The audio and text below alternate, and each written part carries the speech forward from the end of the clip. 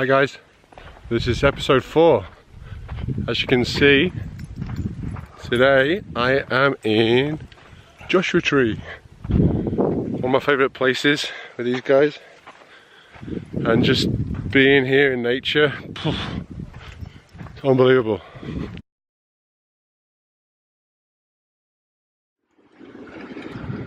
No excuse really why I haven't done a vlog over the last few weeks. I guess more than anything it's just been a little bit challenging for me, a little bit hard to get stuff on camera. The one time I was ready to put stuff on camera, had no battery.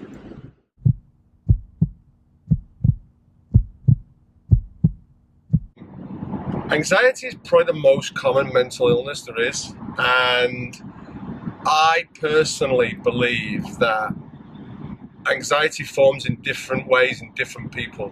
No anxiety is the same. So I was talking about this to a few people over the last few weeks, and a few people asked me about what is anxiety, or I have anxiety, but is it what you have?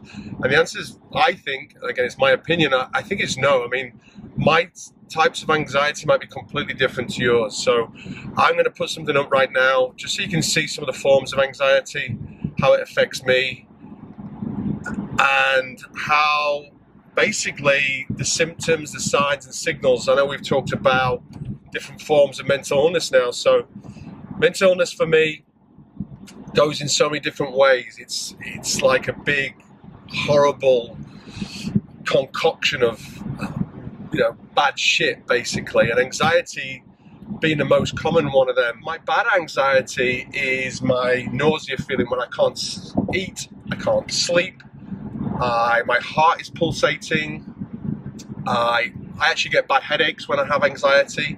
I think I overthink things too much, and everybody always says, oh, you think too much, don't worry about it, but if it's in you just got to really, for me, I've just got to learn how to kind of calm it, because what's happened in the past, and it still happens now and again, my anxiety can cause panic attacks, and we don't want that to happen.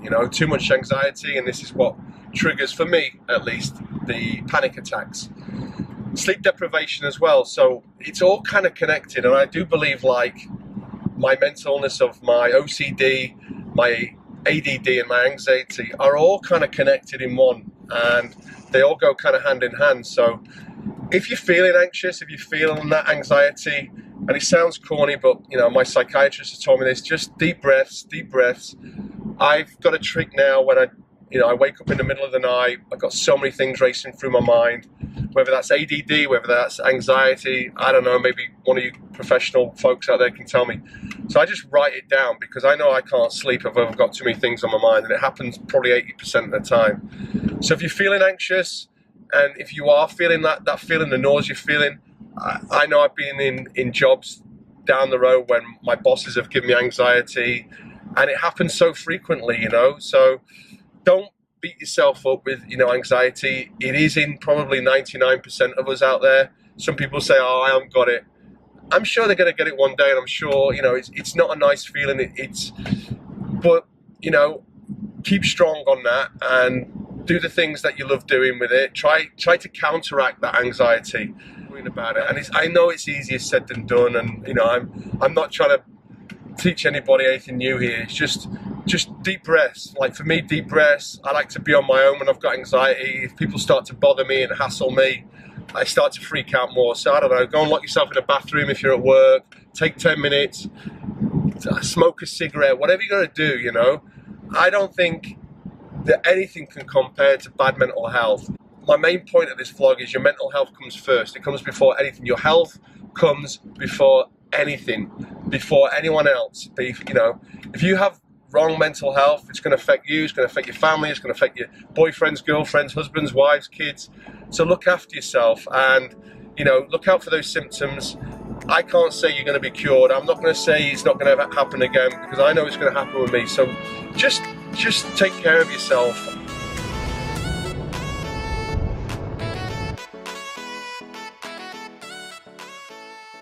So I'm having a problem this week trying to get everything on camera, get everything down. It's been a tough week to talk, I guess. Honestly, I've attempted about 10 times with the camera, and every time I speak I sound more stupid than normal. So I want to talk about my 30s this week. Put it into two parts because it is kind of long and very drawn out. A lot of things happened to me in my 30s actually. So obviously I stuck with China. I think for the most part it was really, I guess until very recently, just all about work, my business, trying to get it off the ground. Going through my late 20s and early 30s in China was just a roller coaster, just an emotional roller coaster. Obviously a lot of highs, but also a lot of lows. And those lows, unfortunately, probably put me back, 5, 10, 15 years health-wise. Sacrificed a lot to succeed in business, probably too much. And looking back, probably should have done all what I did. Should have took all the risks. Shouldn't have left the friends, family behind. A little bit selfish, to be honest. And I was just always trying to find the greener grass. Always trying to find a happier place. I guess if I could summarize how I felt throughout my 30s, it was kind of just being on a constant wave of highs and lows. I mean, if you can imagine being at your highest high and then the next day being on this massive come down black hole, and those come downs would normally last 3 or 4 days, then I'd go back up for a day, just self-medicate myself, alcohol, whatever I could get my hands on to make me feel good. Different girls, different people, just it's horrible. And I'll be honest, I just don't really like talking about it. It's taken me a while to film this, a couple of weeks now, and I feel a bit bad by not getting these vlogs out weekly. I prefer to probably do a decent job rather than just throwing out shit content, because there's no point. I have to remember, like, where did everything start to snap? In my 30s. I would probably say, I think losing my nan in 2009 was probably the start, the catalyst of the downfall of everything. And we lost her. I was very close to my nan, as all of our family were. She was really like the godmother of the whole family, in the sense that she kept everything together. She was the reason I kept going back to England to visit England. After she passed away, I've actually only been back twice to England since she passed away. I still have a struggle going back to England, to be honest with you. A bit weird if I'm going back and she's not there. And I get it, people lose people all the time. People lose grandmothers, grandparents, She was my last grandparent alive, so it was tough. In my 30s, the downward spiral, I think. And I'm not sure if I ever recovered from it, and I think things got worse to worse. After my nan passed, I remember going back. I actually got promoted about 3 or 4 months later after she passed away, and it was kind of a good thing at the time because it meant more money, but it was a bad thing 6 months later because I lost my job.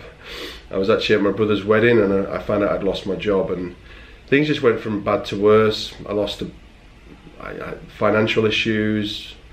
I then decided that I didn't want to work for anybody again, because this is the way you get treated in companies. You make them loads of money, you're the star one minute, and then they find someone cheaper the next, and you're disposable. And it happens all the time. And that's why, honestly, I stopped working for people. It wasn't about me wanting to get rich. I've never wanted to be rich. I've never been rich. I'll never be rich. And I just always want to be comfortable. I didn't want people telling me what I should be doing and to feel disposed like that, and for people just to cut you away. So I decided to open up my own company and my own bar. I was never supposed to be more than one bar. It was only supposed to be a bar. And we were kind of a victim of our own success. We opened a bar in 2010. I opened a bar with no money, just an idea and a concept, and had a few very good people around me. great girl who I had working for me, and it was just really me and her. And then as we grew, we got more people on board, made some terrible decisions, I admit, with some of the people I got, you know, not working for me, but I guess the people working alongside me in a director's role. We opened up a couple more. We were starting to get a lot of momentum.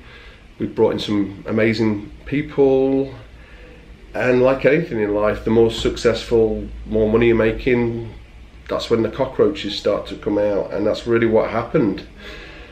And before I knew it, just time passed. Before I knew it, we had 3 venues, and it was great. You know, of course, everybody wants to be your friend again. Everybody wants a free drink, so everybody knows who you are. I would probably live off about 3 hours sleep a night. I would be up in the morning to walk my dogs and start my day. I'd be working day and night. I guess I was on self-destruct mode from 2010 to 2014. I was actually coming to the point where I didn't really recognize myself in the mirror. I didn't know who I was. I wasn't a very good person. I wasn't treating people very well. I was very erratic. I know when I used to host meetings and I'd have the staff just kind of like, you know, people would be scared of me, and I never wanted to be like that. I actually hated myself. I didn't like myself, and I was just on this self-destruct mission that I thought that by becoming successful in business, people would like me, or I'd like myself. But deep down, I hate myself more. I hate myself more, abusing myself, the way I treated people. And in that industry, nightclubs, restaurants, bars, it's very cutthroat. You know, you're working with high intensity, a lot of alcohol, a lot of people, you know, who I shouldn't really ever allowed myself to be with or spend time with. And you know, these weren't really friends. The people just used me, and I know I was used. I felt trapped for a while, and I just remember the girls I was dating at the time, and I don't want to speak bad about anyone, but they weren't good people. And maybe that's all I was good for, you know, these kind of people. And the friends I had, so be it 4 or 5 of them, a handful of the people that I'm still in touch with now, most of them, they weren't good people. I actually, during, I think 2010, actually, one of my best friends was arrested, and this kind of absorbed a bit of my time as well, and my time and my issues in China. I kind of had to focus on somebody else for a while, which was good. And my friend was arrested in 2010, and he's still in prison today. So, hope you enjoyed today's episode. Sorry it's not more upbeat. It's not particularly easy for me to talk about. I'm talking to a camera as well. It's kind of weird. So I'll be back next week, and I want to finish off my 30s next week. So please check in for that. I will not leave it 2 or 3 weeks for the next vlog. I'm so sorry again about that. But thanks for watching. Please share, please comment, please like, and please do all you can to spread as much awareness on mental health as you can. Remember, some of this is just by reaching out to a friend you've not heard from for a while, checking in with people, or just urging them to go and get professional help, yourself included. So, love you guys.